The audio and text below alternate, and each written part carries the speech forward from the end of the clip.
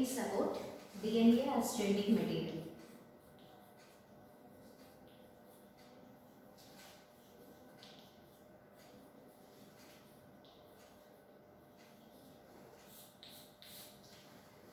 So DNA అనేది ఒక genetic material ఇది అని మనందరికీ తెలుసమ్మా. కానీ DNA జెనెటిక్ మెటీరియల్ అని ఎక్స్పెరిమెంటల్గా ప్రూవ్ చేయడం అనేది జరిగింది. సో ఇప్పుడు మీరు DNA ఒక జెనెటిక్ మెటీరియల్ అని ఎక్స్పెరిమెంటల్ ప్రూఫ్ ఏంటి అనేది ఈరోజు చదువుకుందాం. సో బేసిక్గా DNA జెనెటిక్ మెటీరియల్ అవునా కాదా అని ఇన్ ద ఇయర్ ఆఫ్ 1928 నుంచి ఎక్స్పెరిమెంట్స్ చేయడం మొదలు పెడితే 1952లో DNA జెనెటిక్ మెటీరియల్ అని చెప్పి వరల్డ్ వైడ్గా అప్రూవ్ చేయడం జరిగింది నాన్న. అయితే దీన్నే మనకి ఫస్ట్ చెప్పింది గిర్ఫిత్ అనే సైంటిస్ట్ నుంచి హెర్షీ అండ్ చేజ్ అనే సైంటిస్ట్ వరకు మనకి ఎక్స్పెరిమెంట్స్ అనేవి చేయడం జరిగింది. సో ఇప్పుడు ఈ టాపిక్లో చూసుకుంటే మీరు గిర్ఫిత్ ఎక్స్పెరిమెంట్ ఏంటి, హెర్షీ అండ్ చేజ్ ఎక్స్పెరిమెంట్ ఏంటి, DNA జెనెటిక్ మెటీరియల్ ప్రూవ్ చేయడానికి అనేది మనం తెలుసుకుంటాము. అండ్ మనందరికీ తెలిసిన బేసిక్గా DNA అంటే మనకి క్రోమాటిన్ అనే ఒక ప్రోటీన్ కూడా ఉంటుంది. జీన్తో పాటు ప్రోటీన్ అనేది కూడా ప్రెజెంట్ అయి ఉంటుంది. So first while coming to the Griffith experiment.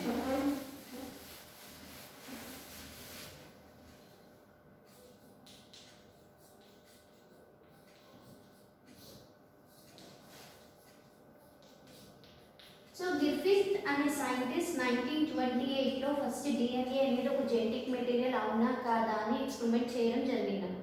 So ఇక్కడ ఈయన చేసిన ఎక్స్పెరిమెంట్ ఏంటి అంటే ఈయన తీసుకున్న ఆర్గానిజం ఎవరు అంటే streptococcus pneumoniae. It is an organism. It is otherwise also called as a Diplococcus pneumonia.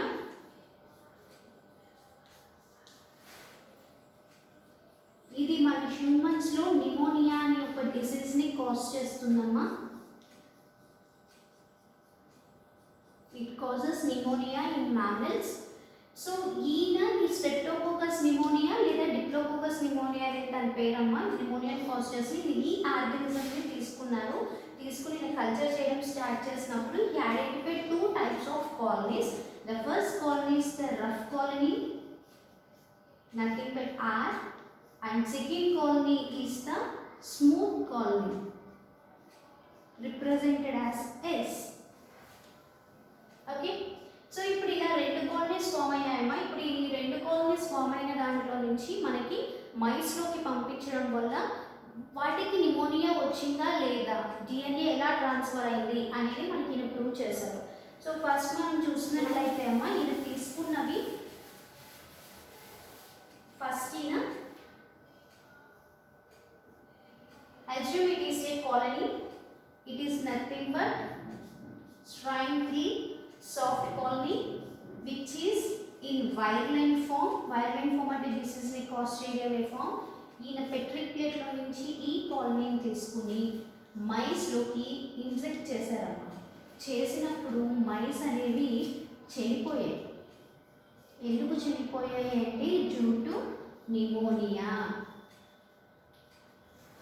Okay, again he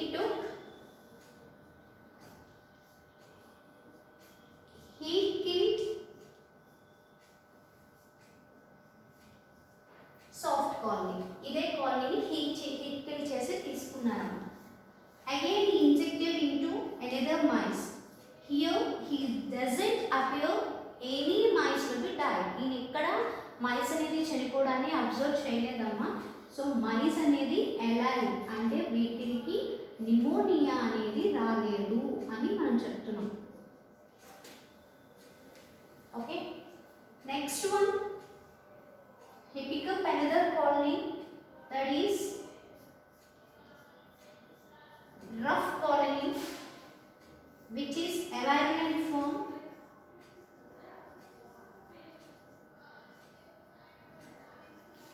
He injected it into mice and then he observed mice are in alive condition. No pneumonia will be spread here. Pneumonia అనేది ఇక్కడ spread అవ్వలేదు అని చెప్పి observe చేశారు నాన్న. ఇప్పుడు 4th mice లో ఏం చేశారు అంటే he took one colony of heat killed soft and he took another colony of rough colony. So ఈ రెండింటిని కూడా ఈయన మైస్ లోకి పంపించారన్నమాట. he injected it into mice. ఈ ఇంజెక్ట్ చేసిన తర్వాత ఏం జరిగిందంటే some mice will be died, nothing but died due to because of pneumonia. ఈయన ఫస్ట్ మనకి తీసుకున్న స్ట్రెప్టోకోకస్ నిమోనియా అనేది 2 టైప్స్ ఆఫ్ కాలనీస్ ని ఫామ్ చేస్తుందని చెప్తున్నారమ్మా, సాఫ్ట్ కాలనీ, రఫ్ కాలనీ అని.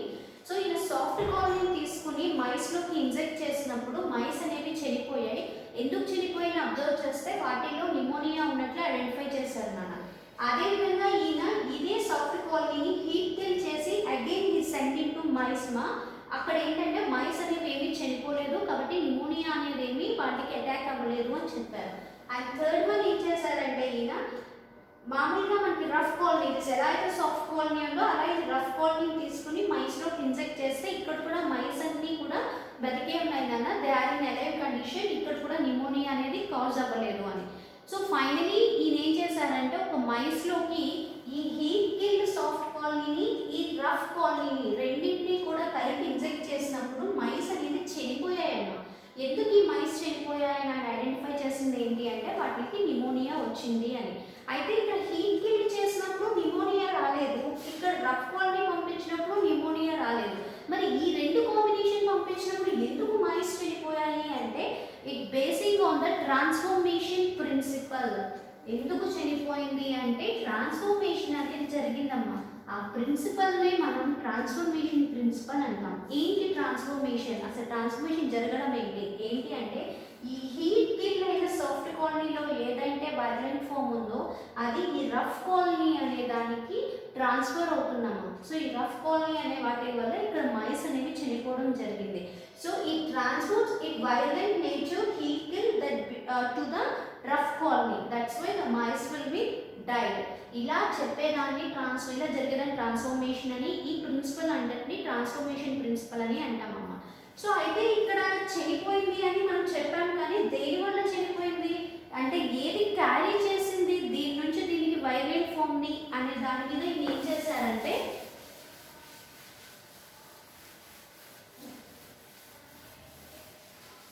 చనిపోయిన మైస్లో నుంచి డిఎన్ఏ తీసుకుని దీనికిన ప్రోటీనేజ్ అనే ఎంజైమ్ యాడ్ చేశారన్నమాట. ప్రోటీనేజ్ అనే ఎంజైమ్ యాడ్ చేసి చూస్తే మనకి కాలనీస్ అనేవి ఫామ్ అయ్యాయి. Okay, again he picked up another gene and he added RNAs, enzyme RNAs add చేసినప్పుడు he observed colonies formed. Again he picked up another gene from dead mice and he added DNase enzyme. Here no colony formed.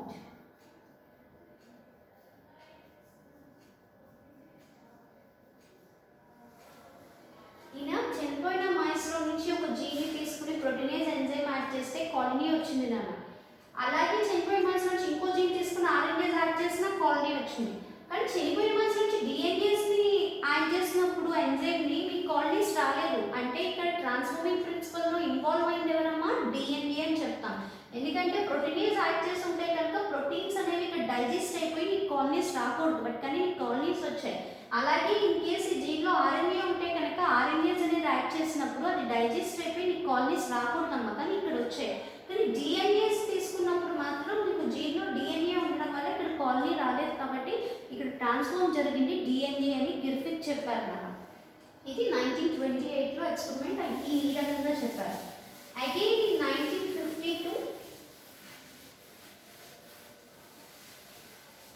1952 దగ్గరకు వచ్చేప్పటికి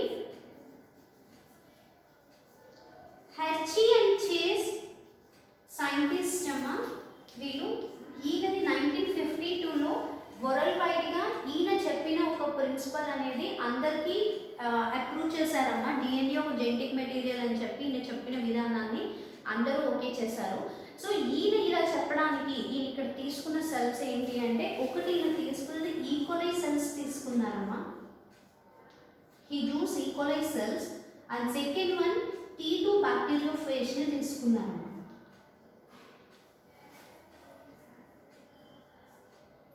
so ఈ T2 bacteriophage అంటే మీకు already తెలుసమ్మా దీని structure అది.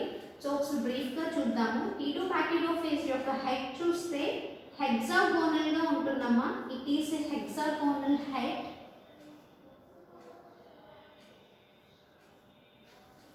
Okay, it has a long tail part. In tail part it consists of 6 fibers and 6 spikes. These are the spikes and fibers. These are used to attach and cause the infection ma. Okay, ఈ spikes fibres ఎందుకు ఉపయోగపడతాయంటే ఎవరికైతే ఇది infection cause చేయాలనుకుంటుందో వాళ్ళకి attach అవ్వడానికి మనకి ఉపయోగపడతాయి.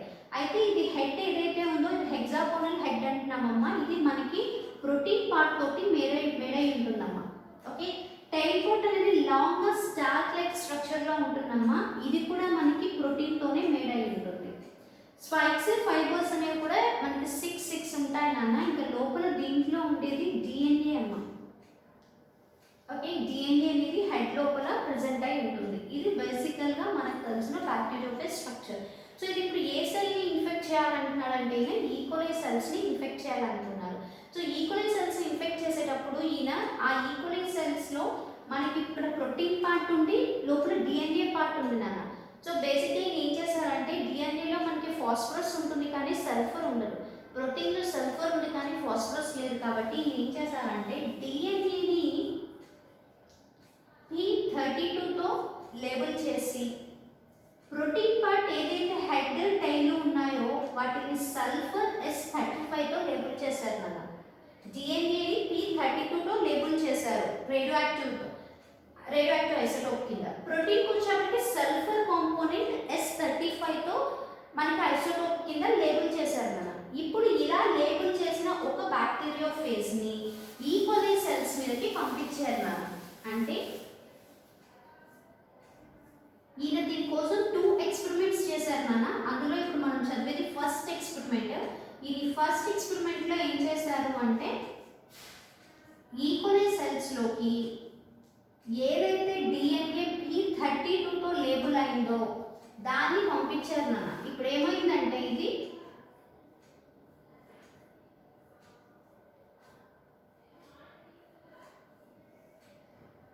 E. coli cell అయితే కనుక ఇది ఈకోలై సెల్ అనుకుంటేనా ఇలా బ్యాక్టీరియోఫేజ్ వచ్చి దాని యొక్క స్పైక్స్ ఫైబర్స్ తో ఈకోలై సెల్ కి అటాచ్ అయింది నాన్న. ఇలా అటాచ్ అయిన తర్వాత దీంట్లో ఏదైతే డిఎన్ఏ ఉందో ఆ డిఎన్ఏని ఇందులోకి డ్రాప్ చేస్తుంది నాన్న. ఎవరు? బ్యాక్టీరియోఫేజ్. ఎప్పుడైతే డిఎన్ఏ డ్రాప్ అయిందో నీకు ఇక్కడ లోపల replication nothing but cell multiplication అనేది జరుగుతుందన్న. జరగడం వల్ల నెంబర్ ఆఫ్ డిఎన్ఏస్ అనేవి నీకు వస్తాయి. సో ఇక్కడ ఫేజ్ పార్టికల్ ఏమీ లేకుండా నథింగ్ బట్ ఈ ఇక్కడ ఫేజ్ పార్టికల్ లో ఉండాల్సిన డిఎన్ఏ ఎప్పుడైతే ఈకోలై సెల్ కి ఇచ్చిందో the empty bacteriophage will be called as an ghost అమ్మ. డిఎన్ఏ ఇక్కడ దీని హెడ్ లో ప్రెసెంట్ అయి ఉంటుంది. ఎప్పుడైతే హెడ్ లో ఉండే డిఎన్ఏ ఈకోలై సెల్ కి ఇచ్చేసిందో మనం ఇలా ఎంప్టీగా ఉండే బ్యాక్టీరియోఫేజ్ ని గోస్ట్ అని పిలుస్తాం. సో ఇక్కడ మనకి సెల్ లోపల మల్టిప్లికేషన్ అనేది జరిగింది డిఎన్ఏ. ఇలా జరిగిన తర్వాత సెల్ అనేది లైసిస్ అవుతుందమ్మా.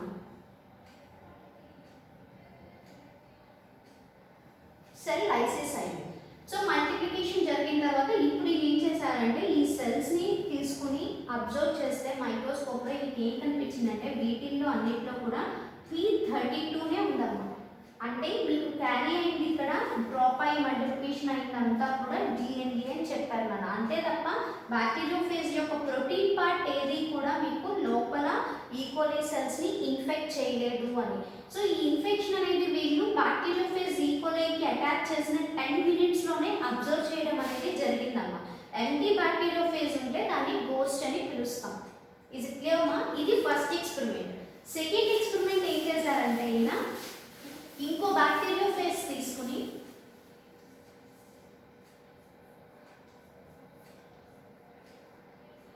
ఇంకో బ్యాక్టీరియోఫేజ్ తీసుకున్నారు. ఈ బ్యాక్టీరియోఫేజ్లో ఏం చేశారంటే దీన్ని ఈకోలై సెల్స్కి పంపించారు నాన్న, అటాక్ చేయించారు.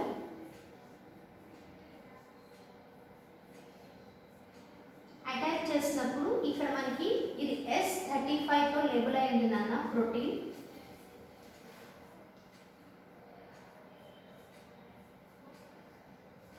ఇక్కడ చూస్తే మీకు డిఎన్ఏ అనేది క్యారీ అయ్యి లోపలికి డ్రాప్ అయిపోయింది. ఇక్కడ మీకు సెల్ మల్టిప్లికేషన్ అనేది కంప్లీట్గా జరుగుతుందమ్మా. కాకపోతే మల్టిప్లికేషన్ అనేది జరిగిన తర్వాత ఈయన మైక్రోస్కోప్లో అబ్జర్వ్ చేస్తే చాలా అమౌంట్ ఆఫ్ డిఎన్ఏ అనేది ఫేజ్ పార్టికల్లోనే మిగిలిందమ్మా. అంటే large amount of DNA present in phase particle itself and మీకు సెల్లోకి ఏమీ ట్రాన్స్ఫర్ అవ్వలేదమ్మా ఎక్కువగా. అంటే అర్థం ఏంటంటే మీకు అక్కడ డిఎన్ఏ ఏదైతే ఉందో అది రెప్లికేషన్ జరిగి సెల్ అనేది మీకు డెవలప్మెంట్ అయిందమ్మా, లైసిస్ అయింది. సో మీకు డిఎన్ఏ ట్రాన్స్ఫర్ అయింది అని చెప్పాను.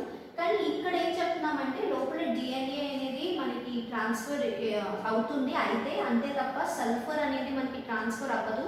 సో సల్ఫర్ ఏదైతే ప్రోటీన్ పార్ట్ ఉందో అది మొత్తం కూడా ఫేజ్లోనే ఉంది అండ్ కింద మాత్రం ట్రాన్స్ఫర్ అయింది డిఎన్ఏ అని చెప్పారన్నమాట. సో ఇది మనకి ఏంటంటే అప్రూవల్ అయింది DNA as a genetic material కింద ఎలా ఒకరి నుంచి ఒకరికి జనరేషన్కి క్యారీ అవుతుంది. సో ట్రాన్స్ఫర్మేషన్ అనేది జరిగేది డిఎన్ఏనే తప్ప ఆర్ఎన్ఏ కానీ ప్రోటీన్ కానీ ఇంకేమీ ట్రాన్స్ఫర్ అవ్వవు. So DNA as a genetic material అని చెప్పి హ్యాజియన్ చేసే ఎక్స్పెరిమెంట్ ద్వారా ప్రూవ్ చేయడం జరిగిందన్న. This is all about today class.